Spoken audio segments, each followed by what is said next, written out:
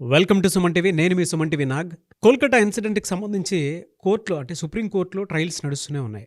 అయితే అందులో కొన్ని కీలక అంశాలకు సంబంధించినటువంటి గైడ్‌లైన్స్ ఇవ్వటం జరిగింది. సో, ఆ గైడ్‌లైన్స్ ఏంటి? అండ్ వాటికి సంబంధించినటువంటి వాటిలో ఎన్ని గైడ్‌లైన్స్ ఇవ్వటం జరిగింది అనేది ఈరోజు మనతో పాటు హైకోర్టు అడ్వకేట్ రవీంద్రనాథ్ గారు ఉన్నారు. అది వారి మాటలోనే అడిగి తెలుసుకుందాం. Hello sir. హాయ్ అండి నాగరాజ్ గారు. Special thanks to audience and special thanks to you. ఎందుకు అనంటే మనమైతే ఒక జడ్జిమెంట్ రావటం కోసం ఎంత దూరమైనా సరే ఒక్కొక్క జస్టిస్ కోసం అని చెప్పేసి మనం ముందుకు వెళ్తూ ఉన్నాము. ప్రతి ఒక్కరికి రీచ్ అవ్వాలి. ప్రతి ఒక్కరూ కూడా జస్టిస్ కోసం అని చెప్పేసి చూసేటువంటి వాళ్ళు ప్రతి ఒక్కరు అంటే మన ఇంట్లో సమస్యలాగా భావించి మనల్ని ఎంకరేజ్ చేస్తూ కామెంట్ బాక్స్లోను వాటిల్లోనూ సలహాలు సూచనలు కూడా ఇస్తున్నారు. So special thanks to audience.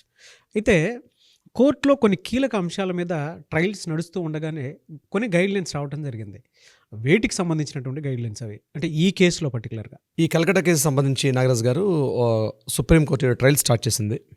Government తరపున కపిల్ సిబాల్ గారు, అపోజిషన్ తరపున అంటే పేరెంట్స్ తరపు నుంచి భట్టాచార్య అయినటువంటి ఒక అడ్వకేట్ గారు, మనకి సుప్రీంకోర్టు ధర్మాసనం అయినటువంటి చంద్రచూడ్ గారి నేతృత్వంలో మొత్తం త్రిసభ్య కమిటీ స్టార్ట్ అయ్యి ఈరోజు ట్రయల్ స్టార్ట్ చేశారు. ఫస్ట్ టైం ఇంత హిస్టరీలో ఒక ఇమీడియట్గా రియాక్ట్ అయ్యి సుప్రీంకోర్టు సుమోటోగా తీసుకొని ఒక ట్రయల్స్లోకి వెళ్ళడం మన అందరం అభినందించాల్సిన విషయం. అయితే ఈరోజు లాస్ట్ 3:30 తర్వాత సుప్రీంకోర్టు ఒక గైడ్లైన్స్, ఒక 10 పాయింట్స్ మనం మొత్తం పాయింట్స్ని మనం డివైడ్ చేసుకుంటే ఒక 10 పాయింట్స్ డిఫరెంట్గా కనిపిస్తున్నాయి. ఫస్ట్ వన్ ఏంటంటే అండి నాగరాజ్ గారు, టాస్క్ ఫోర్స్ అండి. అంటే ఎవరైతే తమ ఉద్యోగాలు నిర్వహిస్తున్నారో మెడికల్స్ అందరూ కూడా, మెడికల్ డిపార్ట్మెంటు వాళ్ళ ఉద్యోగాలు, మెడికల్ ఫార్మసీ సంబంధించి అంతా కూడా వాళ్ళ కళాశాలలో కానీ అంటే కాలేజీలో కావచ్చు లేకపోతే హాస్పిటల్స్లో కావచ్చు, వాళ్ళకి ప్రత్యేకమైనటువంటి ఒక టాస్క్ ఫోర్స్ ఉండాలి.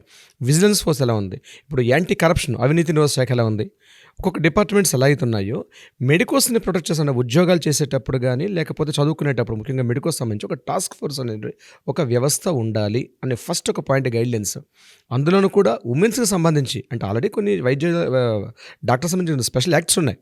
అట్లా కాకుండా వర్క్ ప్లేసుల్లో కూడా ఉమెన్స్ కానీ మేల్కి కానీ సంబంధం లేకుండా అందరూ కూడా ఒక టాస్క్ ఫోర్స్ ఒక ఇమీడియట్గా యాక్షన్లోకి రావడం కోసం చెప్పి ఒక టాస్క్ ఫోర్స్ గైడ్లైన్స్ ఇవ్వడం జరిగింది. First point. సెకండ్ పాయింట్కి వస్తే అండి ఇంకొక విషయం ఏంటంటే దీని మీద ఇమ్మీడియట్గా కాన్స్టిట్యూషన్ చేయండి. అంటే వాటి విధి విధానాలు ఎలా ఉండాలి, రూల్స్ అండ్ రెగ్యులేషన్స్ ఎలా ఉండాలి, స్టార్ట్ చేయమని చెప్పారు. ఆ విధి విధానాలు ఎలా ఉండాలి, రూల్స్ ఎలా ఉండాలి.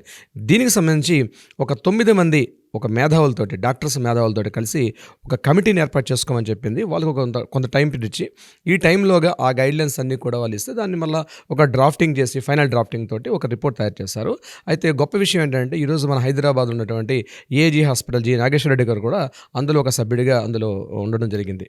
సో నాగేశ్వర రెడ్డి గారు కూడా ఏజీ హాస్పిటల్ అదొక గుడ్ సైన్. అంటే ఇలాంటి ప్రక్షాళన జరిగే సమయంలో మన తెలుగువారు ఒకళ్ళు ఉండటం అనేది ఎగ్జాక్ట్లీ. ఎందుకంటే 30-40 ఏళ్ళ నుంచి ఈ నాగేశ్వర రెడ్డి గారికి హైదరాబాద్ తోటి చాలా సంబంధం ఉంది. ఒక గ్యాస్ట్రెంటాలజిస్ట్గా ఏజీ హాస్పిటల్ ప్రెసిడెంట్ ఆయన స్టార్ట్ చేశారు. ఆయన కూడా ఒక కీలక సభ్యుడిగా అతను కూడా ఈ డ్రాఫ్టింగ్ కమిటీలో ఈ టాస్క్ ఫోర్స్ కాన్స్టిట్యూషన్ బోర్డులో కూడా ఆయనకి ఎలక్ట్ చేశారు. ఇదే కాకుండా ఎయిమ్స్ బోర్డు ఉంది, అంటే all India institute of medical science board ఢిల్లీలో ఉన్నటువంటి దానికి కూడా హెడ్ ఆఫ్ ద పర్సన్ కూడా మన తెలుగు వ్యక్తి. అతని పేరు ఎం శ్రీనివాస్ గారు, డాక్టర్ ఎం శ్రీనివాస్ గారు కూడా ఆయన కూడా ఇందులో కీలక వ్యక్తిగా ఉన్నారు. సో ఒక 9 మందితో ఉన్నటువంటి ఒక బాడీ అంటే ఒక క్లియర్ పిక్చర్ ఉండండి. అంటే వీళ్ళందరూ కూడా వైద్య వృత్తిని కొన్ని 40-50 సంవత్సరాలుగా ఉన్నారు. వాళ్ళు పడే కష్టాలు ఏంటి, ఎట్లాంటి వస్తాయని చెప్పి వాళ్ళు సెట్ చేస్తారు. మేబీ ఒక 1-2 ఇయర్స్లో వాళ్ళు కూడా ఫైనల్ చేస్తారు. ఇది సెకండ్ ఇంపార్టెంట్ పాయింట్. థర్డ్ ఏం చేశారంటే మూడో పాయింట్కి చెప్పాలనుకుంటే ఎవడైతే క్రిమినల్ ఉన్నాడో టాస్క్ ఫోర్స్ ఒక సెంటెన్స్ చెప్పడం జరిగింది. అతడు మనిషి కాదు, ఏదో పర్వర్ట్ కాదు, ఏదో సైకలాజికల్ డిజార్డర్ ఉన్న పర్వర్ట్ కాదు, వాడు నడుస్తున్న నరం మృగం అని చెప్పి ఒక సెంటెన్స్లో చెప్పడం జరిగింది. సుప్రీంకోర్టు ఒక వర్డ్ యూజ్ చేశారు అక్కడ. ఫోర్త్ పాయింట్, ఇంకొక కీలకమైన పాయింట్ ఏంటంటే ముఖ్యంగా మమతా బెనర్జీ గవర్నమెంట్ని ఉద్దేశిస్తూ చెప్పడం జరిగింది. ముఖ్యంగా అందులో ఎవరైతే నిరసనకారులు ఈ యొక్క ప్రోబ్ చేస్తున్నారు, ఈ మాబ్ అంతా కూడా కలిసి ఎవరైతే దీని మీద గవర్నమెంట్ చేసినటువంటి పాలసీస్ మీద చేస్తున్నారో, ఈరోజు వాళ్ళు చేస్తున్నటువంటి ఏదైతే ఉద్యమం ఉందో అది క్లియర్, అది నేషనల్ వాయిస్ అని చెప్తున్నారు వాళ్ళందరూ కూడా.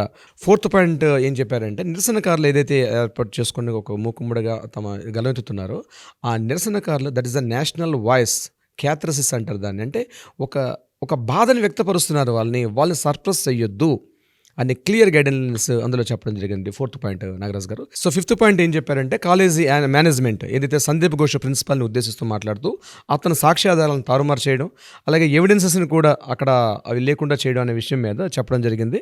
ఇది కూడా ఒక కీ పాయింట్గా ఉంది నాగరాజ్ గారు దానికి సంబంధించి. ఫిఫ్త్ పాయింట్ ఏంటి మెయిన్ ఇంపార్టెంట్ పాయింట్ వీరంటికన్నా ఎఫ్ఐఆర్ నమోదు చేసే విషయం మీద.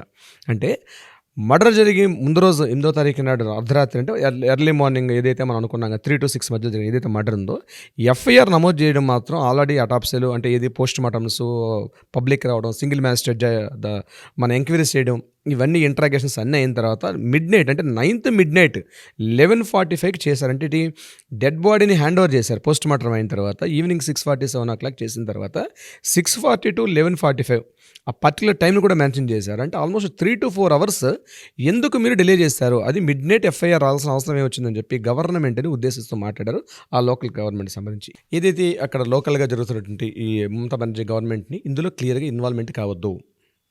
ఏదైతే ఎంక్వైరీ జరుగుతుందో వీలైతే సిబిఐని సపోర్ట్ చేయండి, సిట్ని దర్యాప్తు సంస్థకి సపోర్ట్ చేయండి. అదేవిధంగా హైకోర్టు అడిగినట్టు ఆధారాలు ఇవ్వడం తప్పించి మీరు డైరెక్ట్గా ఇన్వాల్వ్మెంట్ ఇందులో ఉండొద్దు అని చెప్పి క్లియర్గా ఇన్ఫర్మేషన్ చెప్పడం జరిగింది. సందీప్ ఘోష్ ప్రిన్సిపాల్ ఎవరైతే ఉన్నారో ఆయనకి ఇమీడియట్గా ఇంత సంఘటన జరుగుతున్న టైంలో ఆయన అక్కడ ట్రాన్స్ఫర్ చేసి కలకత్తా నేషనల్ మెడికల్ కాలేజ్కి ఆయనకి ఎందుకు ట్రాన్స్ఫర్ చేశారు, అంత అర్జెన్సీ ఏమొచ్చింది, ప్రభుత్వం ఎందుకు ఇంత ఉత్సాహం చూపించింది అని క్వశ్చన్ చేయడం జరిగింది. ఈ బాధితురాలు ఎవరైతే ఉన్నారో ఈవిడికి సంబంధించిన ఫొటోస్ కానీ ఇమేజెస్ కానీ దీనికి సంబంధించిన ఏవి కూడా పబ్లిష్ చేయొద్దు. లేనిపోయిన రూమర్స్ కానీ సోషల్ మీడియాలో ఇట్లాంటివి కూడా ఊహాగానాలు కానీ లేకపోతే ఫొటోస్ ఇమేజెస్ అటాప్సీ రిపోర్ట్స్ ఇవన్నీ కూడా పబ్లిష్ చేయొద్దు మార్కెట్లోకి అప్పుడంటే మనం సోషల్ మీడియాలోకి వెళ్ళొద్దని చెప్పి.